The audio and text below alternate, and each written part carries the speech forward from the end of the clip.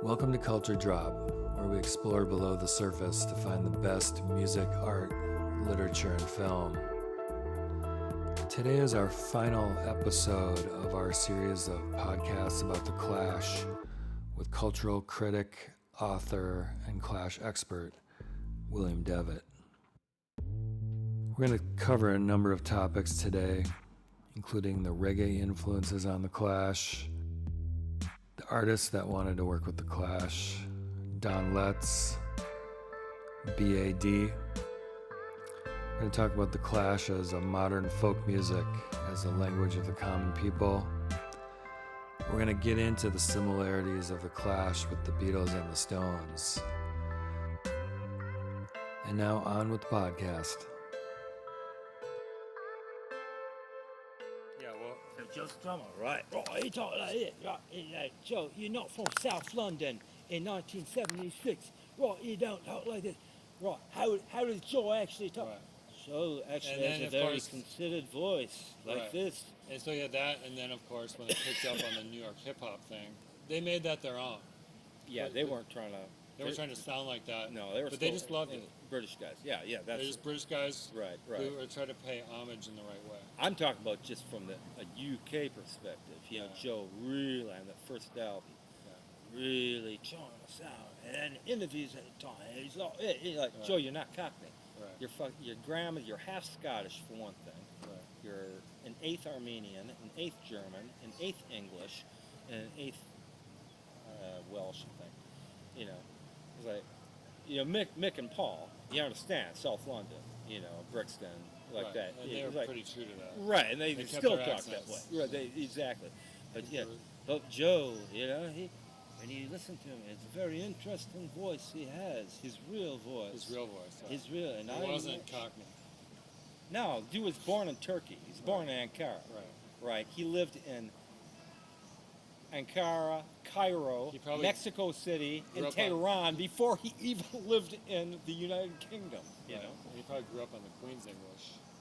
Right, and that's an actual accent, not dialect, but accent in the UK. It's called, I believe it's called BBC English. Right.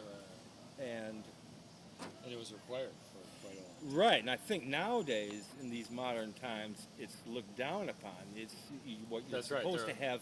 Sort of this broad, bland accent. Well, I think now you can have different accents, and they actually encourage that. Right. All right. I was going to say, one of the things about The Clash is the interesting aspect of, I'm an Anglophile, you're an Anglophile, but one of the things is I really like American roots music. I really like the Rolling Stones. Through the Rolling Stones, I got into rhythm and blues, soul, country, blah, blah, blah. Even reggae before The Clash even existed. Yeah. You know, a couple reggae tracks and actual real reggae from my brother's record collection. But the fact that they didn't, unlike the Beatles and the Stones, they didn't tone down their native accents at all.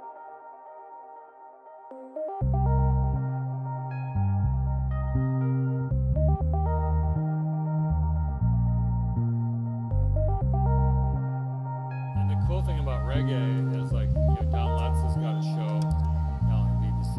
Yeah. And I've heard him talk about, you probably heard this too, about one reason the Clash liked, they'd bring Don Letts as a DJ before the show, is reggae shared a sensibility with punk where it was like a music of protest, but it was positive in its feeling. Yeah. Well, by the way, just so you know, and you probably maybe skip. Don Letts wasn't their touring DJ. It was Barry Myers, Scratchy. Okay. And they actually brought him overseas on the first U.S. tours and stuff. They were just friends. They were personal friends. They were just friends with Don Letts. Yeah, well, he produced all their videos. He's a filmmaker. Even before he shot the punk rock movie and Super 8, 8mm. So they were just friends. Right. That's something that's always struck me about the Clash individually, even post-Clash. Is how they'd hire and form bands with and shoot videos with and do, whatever artistic endeavors with friends of theirs. Like Big Audio Dynamite. Like, Leo Williams, Easy Kill, the bass player. Yeah, I love Leo. He's a Right. Williams. Like what's the story there? It's like how Mick met him in a pub and Leo tried to sell him some grass clippings, and like just ended up, okay, well, you want to play in a band. Don Donovan, the keyboard And just player. like Paul, Leo Easy Kill looked the part. Oh, yeah. Sure, yeah. And he had a great name. Yeah, right, exactly. Leo the Lion, yeah. But they just, somehow, people who weren't even pros, professional musicians or professional whatever, photographers or videographers or whatever, they wanted to work with these people. Yeah. And they did. Did Don Lutz do Clash videos? He did all of them. Clash videos? Yeah. He did all of them. Oh, he did. Every last He did one. like London Calling on the boat. Yeah. Oh, cool. All of them. Every last one. So that's kind of how they hooked up with Don as a videographer, or he was just. Well, they were a friends friend of theirs? before that. Okay, they were. Yeah, yeah. He was part of the scene. Yeah, he's part of the scene. Yeah, he shot the punk rock movie, and it's like, Which the Clash were in.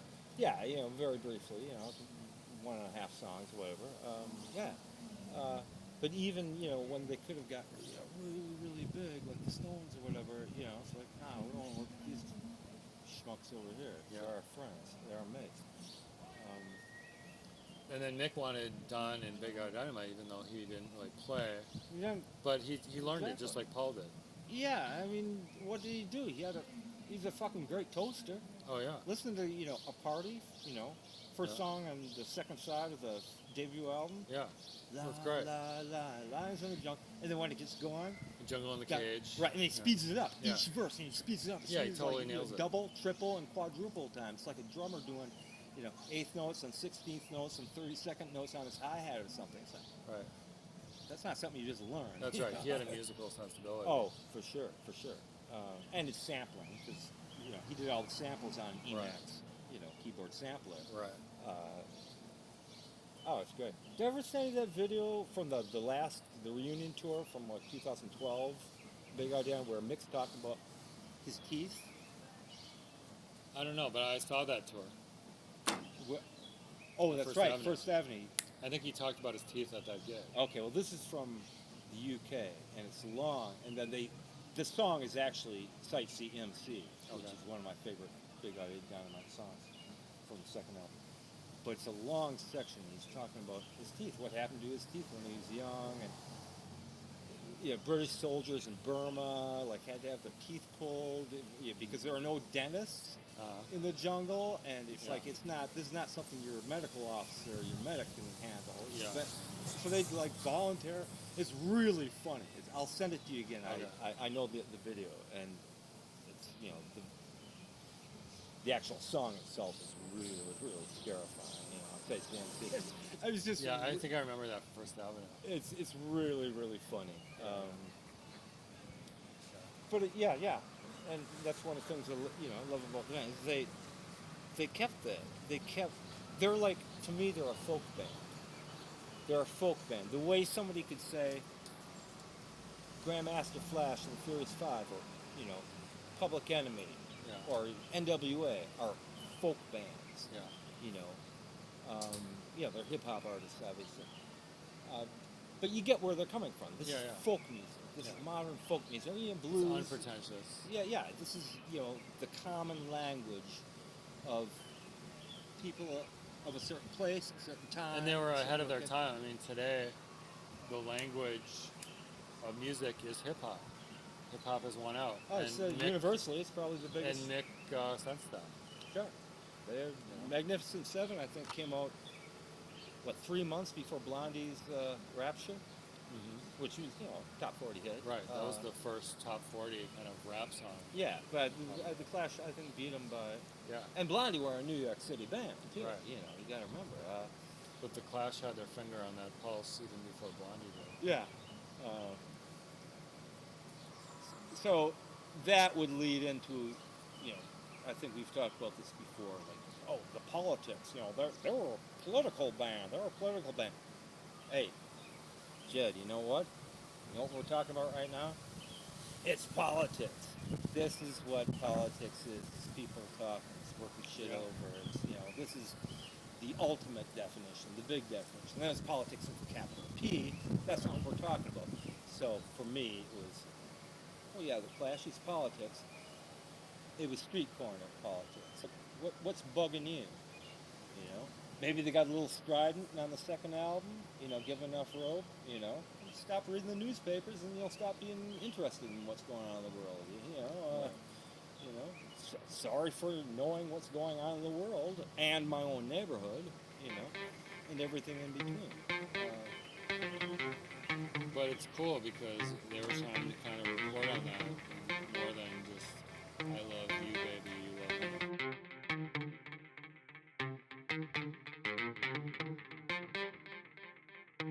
That's a nice word, report, right? Isn't that what Chuck D said about Public Enemy? He said, we're poor kids, poor black kids, urban black kids, we're their CNN. We're trying to report. Of course, Chuck D was a huge Clash fan too, obviously. But that's reportage. We're the alternate CNN. And it was kind of like a pirate sensibility. Like I recently heard an interview with some guys talking about Anthony Bourdain, and like he was kind of, cooks are like pirates. It's not your normal lifestyle. And he was kind of the captain of the pirate ship. Yeah, and unfortunately, that's the best rock and roll. And people tend to, other than say Bruce Springsteen or Bruce, is that you? That would be like Anthony Bourdain. Like, Tony, you got, what's the problem, dude? The problem is life, is being alive. Yeah, and people, they have a particular special problem, and like they quote unquote have it all, and maybe they don't feel they're worthy of it or something. Yeah, the missing years from after the Clash, the mid '90s. And another similarity I think I've heard about people who knew Anthony Bourdain is they say he was exactly the same off camera as on camera, so he was real. I've heard that, yeah. And maybe there was, I don't know if you could say that about like Joe Strummer. I think it has been said about Joe Strummer. No, in the early days, he, like, that was an act. Right. He kind of chilled out. Oh, later on. But there was certain authenticity, like they weren't a band that was going to change into like a totally different stage. When Mick Jagger goes on stage, certainly now, but I'm talking about, I don't know when the change, because I don't know Mick Jagger, I love his music, but he becomes Mick Jagger. Right. And even if he's doing an interview, and you see him these days, it's like, that's a guy I could hang out with. He's funny, he's loose, he's relaxed, he doesn't give too much away, Yeah. he doesn't say too much, Mick Jagger, but he just seems like this is a middle class, well, now upper middle class, in fact rich, guy who, like, he's a really good dad, got 8 kids from 6 different women, and whatever. He takes care of it, and he has more kids, but you can tell Jagger puts on, now I have to become Mick Jagger. I'm going on stage. He's an entertainer. And I was going to say the Clash, they went on stage with their street clothes, but you can see in that, what's the movie called with Roy Gange? Rude Boy. There's that scene where Joe's like washing his shirt for the gig. God is Rossi. Yeah. Oh, yes. So he did probably put on some stage clothes, but there was probably not a huge line, my point is, between like the stage Joe Strummer and the real Joe Strummer. Sure. I mean, even for me, I wore the same clothes on stage as I did on the street, which are, whatever, jeans and bowling shirt, or, military fatigues, whatever. Back then, but yeah, it was an art show back when they first started. It was art. But even Mick, like I follow Mick on Instagram. Oh, yeah? He's pretty open. Like he'll post pretty often, like, "Oh, I'm on vacation here. I I'm thought- dancing here." Is it really Mick writing it? Because I thought he was like not anti-computer, but he was. No. It seems like he's really posting stuff. these Really? days, yeah. Like Huh. you'll see him on vacation. Oh, this isn't Twitter. No, this is Instagram. Oh. Posting, and on Instagram now you can post videos, you can post pictures, Okay. and he quite often will post stuff like, "Oh, I'm on vacation in India.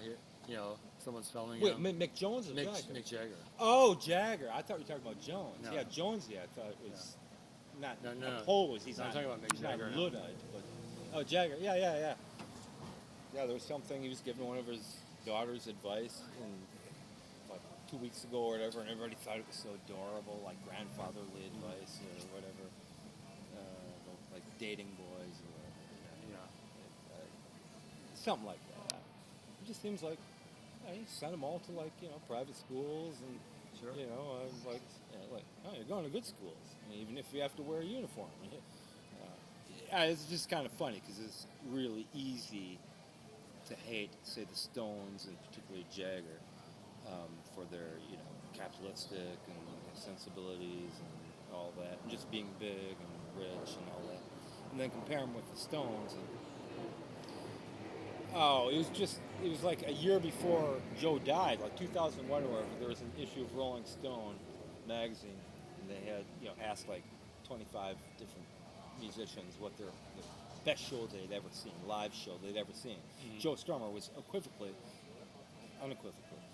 the Stones, but it was a recent Stones show, and he's like, I know they can have off nights, but that's because they're a real band, Yeah.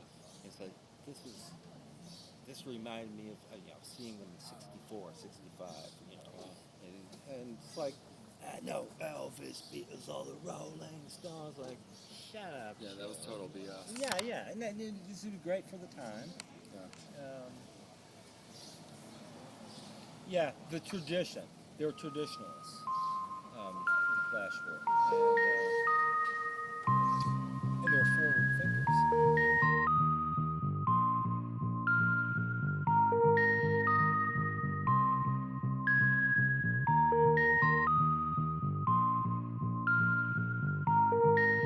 Embraced a whole lot of stuff and made it rock and roll. It's like I compare him to Tom Waits. What Tom Waits is, would be currently think of Tom Waits. Tom Waits Mark II, starting in '83. Right. Where Swordfish trombones. Right, and where he got really weird. It's like inventing a whole new genre of music. Yeah. Call it Clash music, or Tom Waits music. But the Stones were sort of the same way. It's like Rolling Stones music. What is Rolling Stones music? It's soul, it's R&B, it's blues. Because the Clash got tagged with the punk tag, but if you compare them to all their contemporaries, they were a league of their own. They were that punk was their jumping off point. Right. It was like something's happening, but we don't know what it is. Do you, Mr. Jones? Right. Even on the first album, they're doing Pleas and Thieves. There are all these seeds of non-punk. Which was a current, huge smash single at the time, Junior Mervin's, Right. Yeah, and I don't know how much Bernie Rhodes really, fed into this, but the idea that these people who, they all had really, really good taste in music, for one thing. Yeah. Very disparate, Right. They knew tastes. good music. But when they came together, Yeah. yeah, that was good stuff. What do you? Last night in London. Yeah, last night back in London. Like, what are you trying to do here? Right. It's just, it's not punk rock. It's not rock and roll. It's not funk. It's not. But it's all those things in some fashion. Yeah. Rhythm. That's the big thing with the Clash. No matter, from the word go, Yeah. just the drive of rhythm. Yeah. That's true. And that's why I put them, up there with the Stones, more so than the Beatles. Not to be dissing the Beatles, certainly not with you, Reverend, but Yeah. just this sense of the almost religious, hypnotic, mystical quality of just rhythm.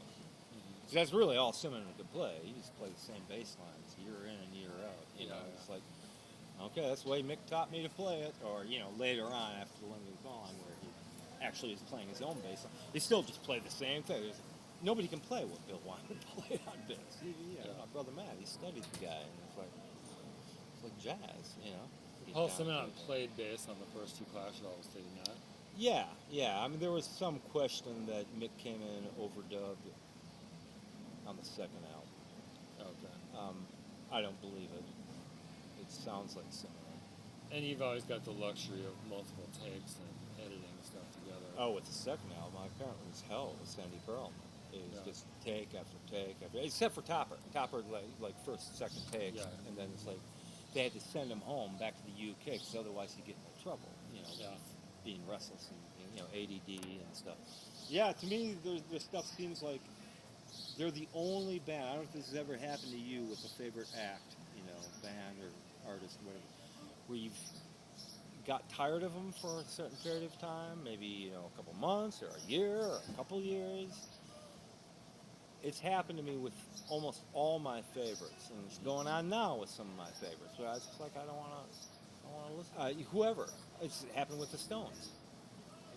Dirty Work in '86. That happened to me with the Beatles. Like, Oh, it did. oh sure.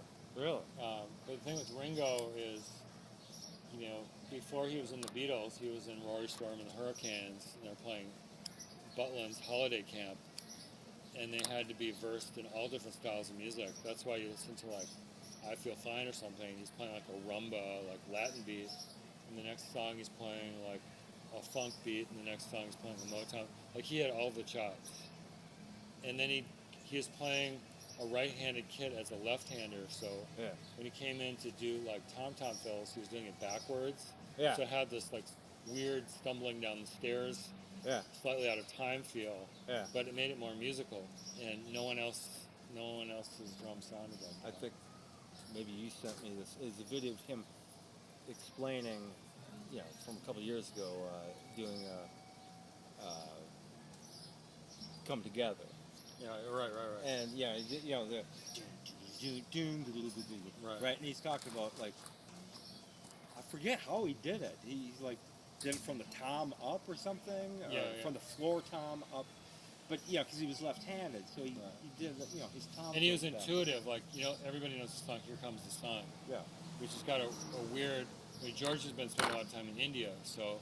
And Ringo didn't know anything about classically being trained on drums, but intuitively, he was able to play that just because he was a great intuitive drummer. He got it.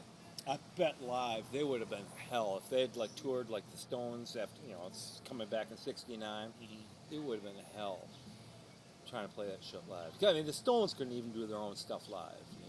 People was great. Mick Taylor with his great fluid bluesy guitar playing and stuff. I mean, none of the Stones stuff. They would have rehearsed a lot, and that's another reason why the Beatles were so great is they were willing to do. They'd sit in the studio for days and do like 50 takes of a song. That's what you've told me. David's told me that too. Yeah. And most bands don't have that kind of patience. Right. So they would have done the same thing with touring if they were going to tour like complex stuff. They would have taken the time to get it right. Oh, they would have been. That would have been. Well, I mean, they were a young band in the music industry. What it was back then. It's like go, go, go. That would have. They wouldn't have been able to play as much as the Stones. And they weren't trained as musicians frequently like as the Stones. they weren't like George Harrison was not Jimmy Page, where he could just pick up something. Like he had to work at it. But over time, if he took the time to learn a part, he could totally get it. He just had to be very methodical. Don't forget, Lennon wasn't too bad on guitars. He was a rhythm player. Back then, there was no lead or rhythm guitar.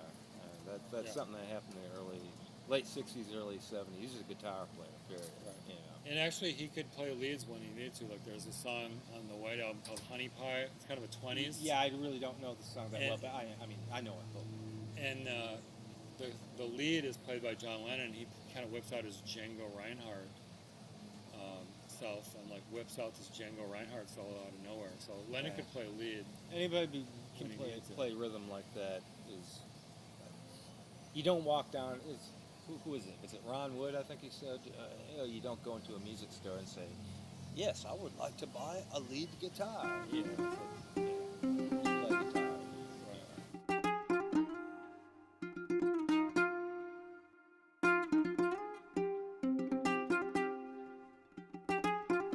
Even Joe Strummer would go to the Beatles once. You know what the song is? But Take a wild guess. the Clash don't have a lot of lead solos. Hey, we were talking about that at the club. So what was it?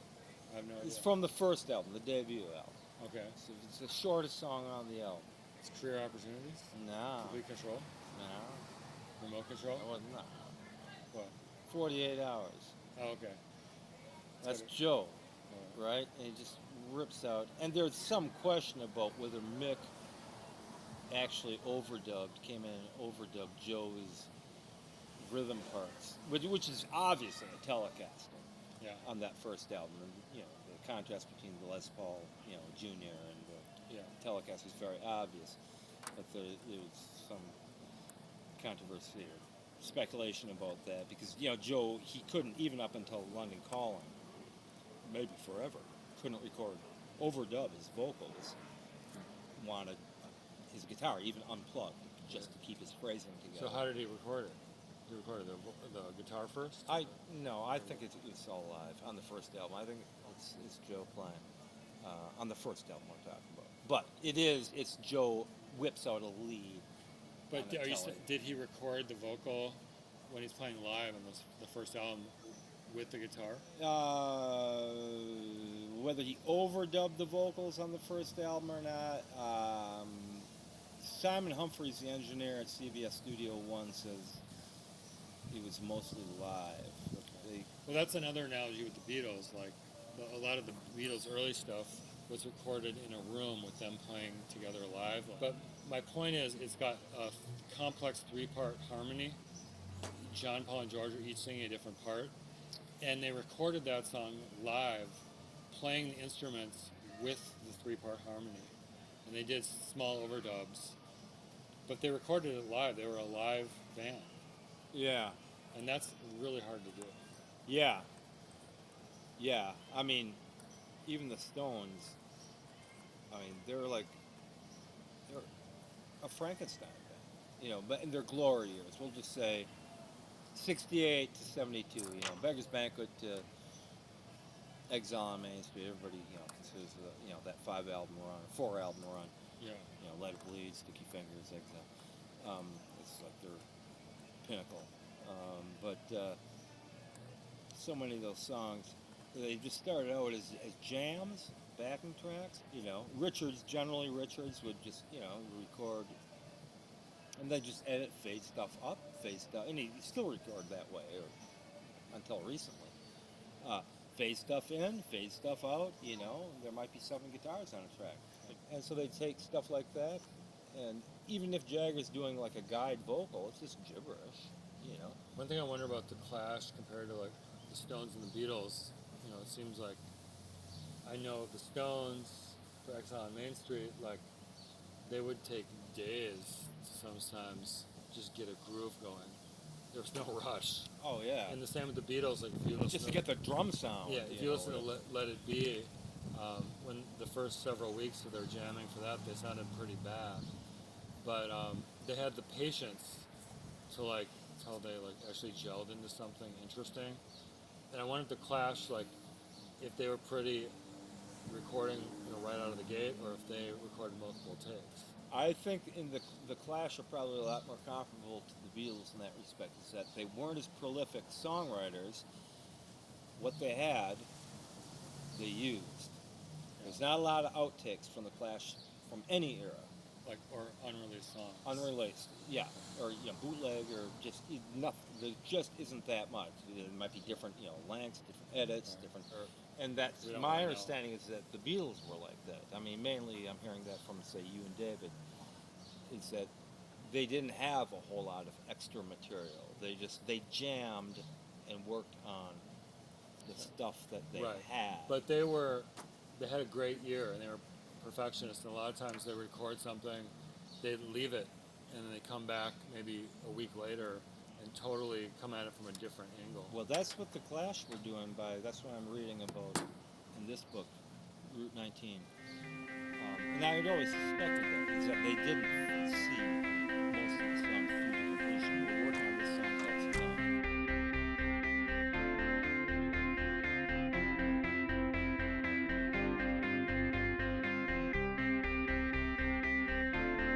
Leave it off and we got stumped and found something else. And that's probably why they ended up with so much material. It's like, hey, this has to be done well. Politics working for every company that came out. That's not the story. But as opposed to the Stones, where it's just like, just play, play, and play, and play, and play some more. And now we'll figure out, oh, here's a cool groove. Here's a cool, 36 bars. Let's do this. And cut it down, edit it, and then, Mick, I guess I should write some lyrics and sing a proper vocal. Well, isn't Tattoo You a great example of that? Where basically there's all this stuff on the cutting room floor, and they came back and it's like, what was the songs on Tattoo You? The big ones? Well, Start Me Up. Yeah, Start Me Up. Well, they're going to leave that on the cutting room floor. That was right? Originally it was a reggae. There was apparently there's like 8 takes of it reggae style. That's from the Some Girls sessions. Right. So they blew Start Me Up was not on Some Girls. No. It was basically left on the cutting room floor. There was a one rock version with Charlie's Mistake at the beginning. Dun, dun, dun, dun. Charlie starts off on the offbeat. Yeah. It's a mistake. And that was on this reel of tape. There was like 8 reggae versions and 1 rock and roll version, the one that we know, and that's the one they worked from to. And just playing that beat somehow makes it disco. Like, no, I'm not saying it's a disco song, but I'm saying, I guess my point is that's part of the legend. Like the Clash, the Stones were willing to adapt to something from their era, interested them, and make it their own. And make it their own. I'm saying that's kind of a cool thing. Oh, it's very much so. Yeah.